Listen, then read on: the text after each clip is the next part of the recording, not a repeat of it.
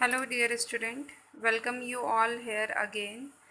And we have already discussed about the Peninsular River and the Himalayan River and the different types of Peninsular and Himalayan River.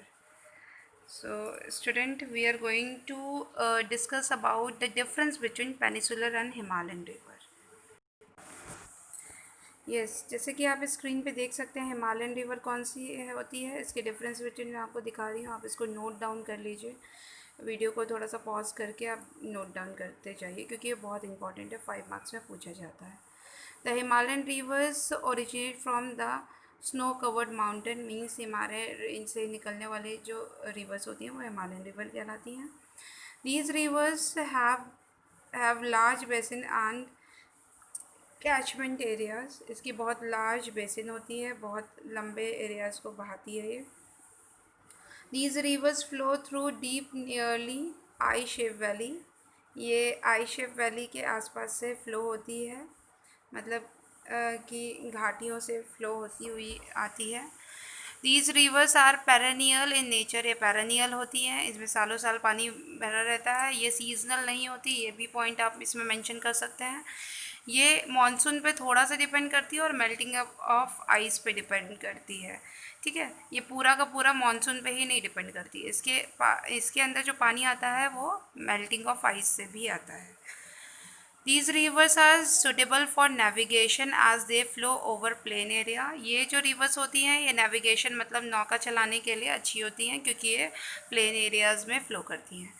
These rivers forms large delta near their mouth, ये बहुत large delta को form करते हैं, जैसा कि आपने देखा था कि ब्रह्मपुत्र और इंडियन वो गंगा रिवर फॉर्म किए हैं सुंदरबन डेल्टा।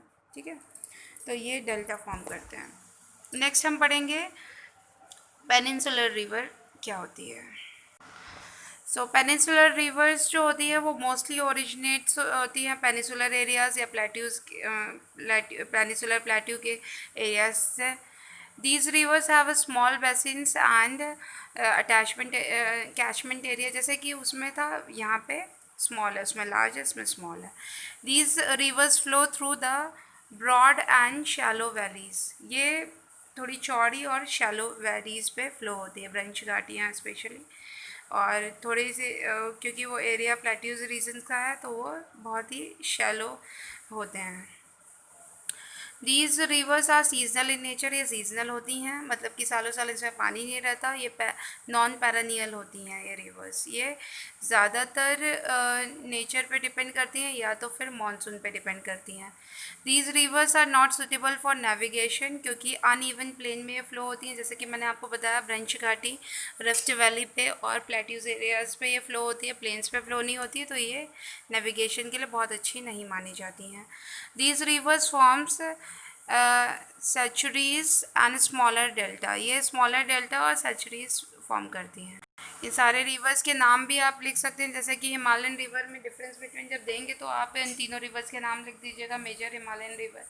और इसमें आप एक और पॉइंट ऐड कर सकते हैं कि मेजर पेनिसुलर रिवर्स, जितनी 6 पेनिसुलर रिवर के बारे में मैंने आपको बताया, आप एक एक पॉइंट वो भी ऐड कर सकते हैं। एटलीस्ट अगर 5 मार्क्स के लिए पॉइंट्स होंगे तो आपको 5 पॉइंट्स तो लिखने ही होंगे। 5 मार्क्स का अगर होगा क्वेश्चन तो 5 पॉइंट्स आपको लिखना ज़रूरी है। नेक्स्ट हम बात करेंगे अब लेक्स के बारे में, क्योंकि इस चैप्टर में हमने बात कही थी कि हम रिवर्स के बारे में पढ़ेंगे और लेक्स के बारे में भी समझेंगे। तो अब हम बात करते हैं लेक्स। लेक्स का मतलब क्या होता है? झील, ये सब आप जानते हैं। लेक्स क्या होती है? जैसे कि ये भी एक तरह से पानी का ही सोर्स है लेक भी। तो लेक दो टाइप्स की होती हैं, एक फ्रेश वाटर लेक्स होती हैं, एक सॉल्ट लेक होती है। ठीक है, नमकीन पानी की झील और फ्रेश वाटर मतलब जिसको हम पीने के लिए भी यूज़ कर सकते हैं। तो हम मैप में भी आपको कुछ इसके मैप स्किल्स में बताएंगे, कुछ इंपॉर्टेंट लेक्स और रिवर्स के बारे में। मैप स्किल मैं आपको नेक्स्ट लेक्चर में बताऊंगी, क्योंकि एक वीडियो में सारी चीज़ें पॉसिबल नहीं हो सकती, इसीलिए थोड़ा थोड़ा करके आपको बताया जाएगा। तो लेक्स जैसे कि fresh water lakes and salt water lake, अलग अलग तरह की लेक्स होती हैं। और लेक्स जो है ये भी बहुत इंपॉर्टेंट रोल प्ले करती हैं किसी भी कंट्री की इकोनॉमिक डेवलपमेंट के लिए, क्योंकि ये नेचुरल सोर्स हमें अवेलेबल कराती हैं, वाटर सोर्स, जो कि हमारे डिफरेंट डिफरेंट यूजेस में काम आता है। जैसे कि आपको सबको पता ही है कि लेक्स का बहुत इंपॉर्टेंट यूज़ हो सकता है। ये एक नेचुरल सोर्स है जो कि हमें प्राकृतिक सोर्स है जो कि हमें मिला हुआ है, जिससे हम अपनी डेली यूसेस और नीड्स को compete कर सकते हैं। लेक्स जो है उसका इकोनॉमिक बेनिफिट बहुत ज़्यादा होता है। ये आप चैप्टर में इसमें पढ़ सकते हैं कि इकोनॉमिक बेनिफिट ऑफ रिवर्स और इकोनॉमिक बेनिफिट ऑफ लेक्स क्या होता है, इसके बारे में ज़रूर आप पढ़िएगा, क्योंकि ये बहुत इंपॉर्टेंट है। क्यों रिवर्स हमारी इकोनॉमिक या अर्थव्यवस्था के लिए इम्पॉर्टेंट है? क्योंकि रिवर से हमें वाटर मिलता है जो कि एक एसेंशियल सोर्स ऑफ लिविंग है। साथ ही साथ ये पीने और डेली यूसेस की जो डेली रूटीन की जो चीज़ें हैं उसमें तो काम आता ही है, लेकिन ये इलेक्ट्रिसिटी जनरेशन के, नेविगेशन के भी काम आता है, इरिगेशन के भी काम आता है। तो इसीलिए ये बहुत ज़्यादा इम्पॉर्टेंट है इकोनॉमिक डेवलपमेंट के लिए हमारी कंट्री के। ठीक है, अगर नेविगेशन होगा तो ट्रांसपोर्टेशन स्मूथ रन करेगा। ठीक है, ट्रांसपोर्ट नेविगेशन भी एक तरह से पर्सन को एक जगह से दूसरे जगह पहुंचाने के लिए इम्पॉर्टेंट है, मतलब कि ट्रैवल कर सकते हैं लोग। इरिगेशन अच्छा रहेगा तो फिर फसलें अच्छी होंगी तो हमारे इकोनॉमिक डेवलपमेंट इंक्रीज़ होगा। नेक्स्ट, अगर हमारा पावर अच्छे से जनरेट होगी, इलेक्ट्रिसिटी हाइड्रोल पावर से जो इलेक्ट्रिसिटी जनरेट होती है, अगर वो अच्छे से चलेगा काम, तो हमें एक अच्छा सोर्स ऑफ इलेक्ट्रिसिटी भी इससे मिलता है। ठीक है, तो ये सब बहुत इम्पॉर्टेंट चीज़ें हैं जो कि ज़रूरी है। इसीलिए इकोनॉमिकली एक रिवर का बहुत इम्पॉर्टेंट रोल प्ले करती है। एक रिवर कंट्री के लिए एक इकोनॉमिक बेनिफिट वो प्रोवाइड करती है। जैसे कि अगर लेक्स और रिवर्स की हम बात करें तो रिवर जो है नेचुरल रिसोर्स है, वो अलग अलग ह्यूमन एक्टिविटी में यूज़फुल होता है। रिवर का पानी नेविगेशन, इरिगेशन, पावर जनरेशन, अलग अलग रिवर्स में आपने देखा होगा कि डैम्स वगैरह बना के उसके बाद पावर को जनरेट किया जाता है, इलेक्ट्रिसिटी जनरेट की जाती है, इरिगेशन के लिए बहुत इंपॉर्टेंट होती है। सेम टू सेम लेक्स का भी वही रोल है। लेक्स लेकिन कुछ और इम्पॉर्टेंट रोल प्ले करती हैं, जैसे कि आपने देखा होगा सुंदरता के लिए भी लेक्स जानी जाती हैं। आपने कश्मीर की घाटी में वुलर लेक देखी है, वुलर लेक का नाम सुना होगा। वुलर लेक घाटी में है, एक सुंदर सा झील है, साफ़ पानी है, नेचुरल फ्रेश लेक है, वो पीने के लिए भी यूज़ किया जा सकता है। सॉल्ट वाटर लेक नहीं है, नमकीन पानी की झील नहीं है वो।